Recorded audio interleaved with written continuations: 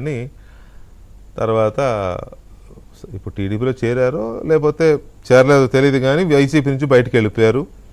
ఇప్పుడు అమరావతి రాజధాని అనే విధానానికి కట్టుబడి ఉన్నారు. సో ప్రస్తుతానికి ఈ చర్చలో ఇది. అయితే ముందుగా బాలకోటయ్య గారు నమస్కారం. నమస్తే సార్. అమరావతిలో అల్లర్లు, అమరావతిలో గొడవలు అనే ఈ తరహా చర్చ పెట్టాల్సి వస్తుందని నేను అనుకోలేదు. ఇక భవిష్యత్తులో ఉండదు అనుకున్నా. 2024 జగన్మోహన్ రెడ్డి గారు ఓడిపోగానే ఇక అనుకున్నా అమరావతికి సంబంధించి ఇక ఇలాంటి చర్చ ఉండదు, అభివృద్ధి లేకపోతే ఎక్కడన్నా ఏమైనా ఇబ్బందులు లేకపోతే అటువంటి ఏమైనా పెట్టాల్సి వస్తుంది అనుకున్నా, కానీ ఈ రకమైన ఇవి పెట్టాల్సి వస్తుందని నేను అనుకోలే. సో ఇవాళ జరిగిన దాని మీద మీ క్లారిఫికేషన్ ఏంటి? ఎందుకంటే మీరు అక్కడ చైర్మన్గా ఉన్నారు కాబట్టి క్లారిఫికేషన్ ఏంటి? వెంకటకృష్ణ గారు నమస్తే. నమస్తే. డిబేట్లో ఉన్న మిత్రులకి పెద్దలందరూ కూడా నమస్కారాలు. నిజానికి మీరన్నట్టుగా ప్రజా రాజధాని అమరావతి మీద 2024 ఎన్నికల్లో ప్రజలు ఒక తీర్పు ఇచ్చిన తర్వాత, అమరావతి ఏకైక రాజధాని అని నిర్ణయించిన తర్వాత అమరావతి మీద చర్చ పెట్టాల్సిన అవసరం ఉండేది కాదు, ఉండకూడదు కూడా. ఏదైనా ఉంటే గింటే అమరావతిలో జరిగే పనుల మీద ఏమన్నా ఆరోపణలు ఉంటే ఆ ఆరోపణల మీదే చర్చ జరుగుతుంది. నిజానికి ఏంటంటే ఇవాళ అంబటి రాంబాబు గారు ఇత్యాది నాయకులు రైతు పరిరక్షణ కమిటీ పేరు మీద వెళ్ళారు. ఇది రైతు పరిరక్షణ కమిటీ కాదు, రాజధాని భక్షణ కమిటీ. మీరు ఒకసారి వెళ్ళిన వాళ్ళని కూడా చూడండి.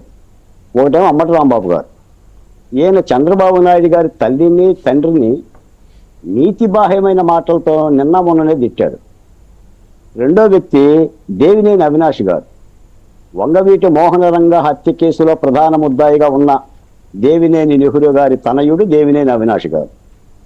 3 పిన్నెల్లి రామకృష్ణారెడ్డి గారు, ఈయన మరీ మహానుభావుడైన ఈయన ఈవీఎంల్లోనే ధ్వంసం చేసి జైలుకు వెళ్ళి వచ్చిన వ్యక్తి. ఏనాడు అమరావతి మాట ఈయన నోట రాల. 4 మొండితోక అరుణ్ కుమార్ గారు ఎమ్మెల్సీ, ఈయన ఏకంగా 3 రాజధానులు కావాలని పాదయాత్ర చేసిండు.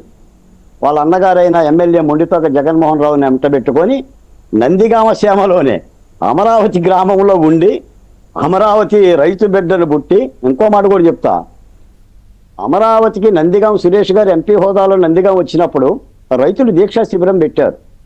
14 మంది రైతులు నందిగామ సురేష్కి గులాబీ పువ్వు ఇవ్వటానికి, అంటే జై అమరావతి అని ఒక గులాబీ పువ్వు ఇవ్వటానికి వెళ్తే 14 మంది రైతుల్ని పేరు పేరున కమ్మల్ని సెలెక్ట్ చేసి 14 మంది మీద SC ST అట్రాసిటీ కేసు పెట్టి 30 రోజులు జైలు పెట్టారు.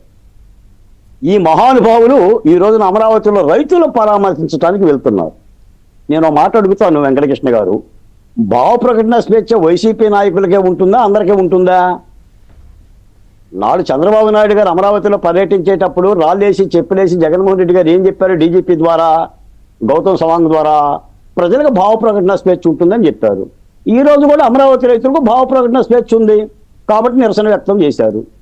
నాడు తెలుగుదేశం పార్టీ కార్యాలయాన్ని ధ్వంసం చేస్తే జగన్మోహన్ రెడ్డి గారు ఏం చెప్పారు? మా కార్యకర్తలకు BP వస్తుంది అని చెప్పేసి అన్నారు. ఇప్పుడు కూడా అమరావతి రైతులకు BP వచ్చింది, రాజధాని ప్రాంత రైతులకు BP వచ్చింది, తెలుగుదేశం పార్టీ కార్యకర్తలకు BP వచ్చింది, బాలకోట ఇలాంటి వాడు కూడా BP వచ్చింది. తప్పేంటి సార్? ప్రజలు వగచి ఏడ్చి కల్లెర్రబడి అరే ఎద మీద చెయ్యేసి అరెస్ట్ చేసి మహిళల కొంగులాగి జాకెట్లు దించి ఇదే డిబేట్లో ఉంది. సోదరి అడగండి, ఎక్కడ చెయ్యేసి అరెస్ట్ చేశారో అంత కదా. అమ్మాయి చున్నీతోనే ఉరిపెట్టి చంపే ప్రయత్నం చేశారు శిరీష్ అని. రాయపాటి శైలజ గారి చీరలాగారండి, చేశారు. అవును, ఒత్తి కడుపులో కాలేసి తన్నారు. అలాంటి ఒక రాకాచి పరిపాలన ఏనాడు పరామర్శించండి వెళ్ళారు? ఏ రైతు కమిటీ పెట్టారు ఆ రోజున? మీరు రాజధాని రక్షణ కమిటీని ఏమైనా పెట్టారా? ఒక కేబినెట్ మంత్రి వెళ్ళాడా? ఒక అంబటి రాంబాబు వెళ్ళాడా? పిన్నెల్లి వెళ్ళాడా? పోనీ మొండి తోక వెళ్ళాడా? ఏ తోక వెళ్ళింది అంటున్నా? జగన్మోహన్ రెడ్డి గారు ఉస్కో అంటే ఉస్కోనేనా? నేను మళ్ళీ చెప్తున్నాను వెంకటకృష్ణ గారు, దీని వెనకైతే హిడెన్ ఎజెండా ఉంది జగన్మోహన్ రెడ్డి గారు. వీళ్ళు కూడా అల్లరి చేయటానికే వెళ్ళారు. మీకు అక్కడ రాజధాని పెనమాక మహిళలు మాట్లాడుతున్నారు, ఉండవల్లి మహిళలు మాట్లాడుతున్నారు. నిజానికి రాజధానికి 2015 భూములు ఇవ్వటానికి నిరాకరించిన రైతులు న్యాయస్థానాలకు వెళ్ళారు. ఈ రోజున భూముల అవసరం వచ్చి ప్రభుత్వం నోటిఫికేషన్ ఇచ్చింది, భూసేకరణ నోటిఫికేషను. ఆ ఇబ్బందుల్ని మీరు వింటే వినవచ్చు, తప్పు లేదు. కానీ దాన్ని సాగు చేపించుకొని రాజధాని రైతులు ఏదో పిలిచారంట. ఎవడు పిలుస్తాడు? అంబటి రాంబాబు గారు. అసలు నిన్ను పిలిచేవారు ఎవరు? ఆ ప్రాంత రైతువు కాదా నువ్వు? ఆ ప్రాంత ప్రజాప్రతినిధి కాదా? ఏనాడైనా పరామర్శించావా? ఉన్నారు కదా అక్కడ. మీరు శ్మశానం అన్నారు, ఎడారి అన్నారు, కమ్మల్లె అన్నారు, వేశ్యలదన్నారు. దుర్మార్గులారా, అమరావతిలో వేశ్యలు ఉన్నారన్నారు. ఎందుకు వెళ్తున్నారు మీరు? ఎందుకు వెళ్తున్నావు? అంబటి పోనీ ఆ మాట ఖండించావా నువ్వు? ఒక్క మాట అయినా ఖండించారా ఈ వెళ్తున్న వాళ్ళు? ఇప్పటికీ కూడా మీరు ఎందుకు వెళ్తున్నారో మీకు తెలియదు.